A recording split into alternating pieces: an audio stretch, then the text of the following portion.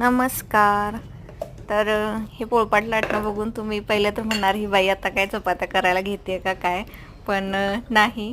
चपात्या करण्यापूर्वी आपण काय काळजी घ्यायची आहे, जो आपला नवीन पोळपाट लाटणं असतं त्याची काय काळजी घ्यायची ते मी तुम्हाला आज सांगणार आहे. म्हणून हा व्हिडिओ खास तुमच्या सगळ्यांसाठी. जेव्हा कुठला आपण किचनमध्ये लाकडी वस्तू घेतो, पोळपाट लाटणं आपण जास्त तर यूज करतो, तर ते घेतल्यानंतर त्याची पहिल्यांदा काळजी कशी घ्यायची की जेणेकरून ते खूप वर्ष आपल्याकडे टिकून राहील आणि लवकर खराब नाही होणार. तर हे लाकडीच मी पोळपाट लाटणं घेतलेलं आहे. तर ह्याला आपण तेल आणि हळदीचा लेप लावणार आहे. ते कशासाठी, तर जेव्हा आपण लाकडी वस्तू घेतो तेव्हा त्याचं शेल्फ लाईफ थोडं कमी असतं, म्हणजे स्टीलच्या वगैरे ह्याच्या तुलनेत ते कमी असतं, पण त्याला आपण टिकवून ठेवतो. कारण आपल्याकडे असे भरपूर घरगुती उपाय असतात जेणेकरून आपण कमी टिकणाऱ्या वस्तूंचं पण लाईफ वाढवत असतो. तर इथं आपण हळदीचा आणि तेलाचा लेप घेतलेला आहे करून.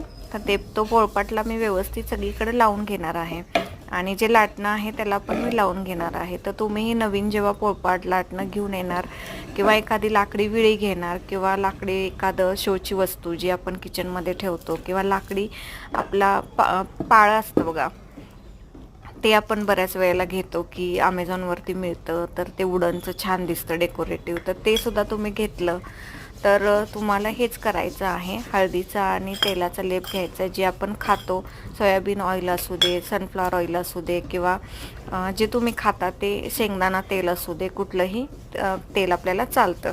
याच्यामध्ये फक्त तुम्ही वरच्या बाजूला मोहरीचं तेल नका लावू. म्हणजे जर तुम्हाला खायची सवय असेल आणि त्याची चव तुम्हाला आवडत असेल तर तुम्ही लावू शकता, पण मी तर म्हणेल की तुम्ही लावू नका, बॅक साईडला लावलं तर चालेल.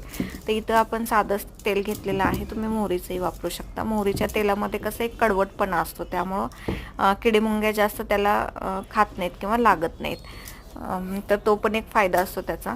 तर हे आपण लावून घ्यायचं सगळ्या कानाकोपऱ्यांमधनं, उलट्या बाजूने पण आणि सुलट्या बाजूने पण, दोन्ही बाजूने मी ते त्याला लावून घेतले. आणि जे लाटणं आहे त्याच्या पण दोन्ही बाजूला आणि मधला तो जो भाग आहे त्याला पण आपण लावून घेतलेला आहे. आज आहे अमावस्या आणि पोळपाट लाटणं असू देत किंवा आपला झाडू असू देत किंवा आपलं सूप असू देत, हे आपल्या लक्ष्मीच्या वस्तू आहेत असं आपण मानत आलेलो आहे पहिल्यापासून. तर हे मी आज यूज करायला काढणार होते, त्यामुळे म्हटलं की ही टिप आपल्या सगळ्यांबरोबर शेअर करावी. तर ही गोष्ट तुम्हाला कशी आवडली आणि यामुळे तुम्हीही तुमच्या लाकडी वस्तूंची अशीच काळजी घ्या आणि त्या भरपूर वर्षांसाठी टिकून राहण्यासाठी एक स्टेप पुढे आपण वापरा. तर व्हिडिओ आवडल्यास लाईक करा, शेअर करा आणि सबस्क्राईब करा. थँक्यू.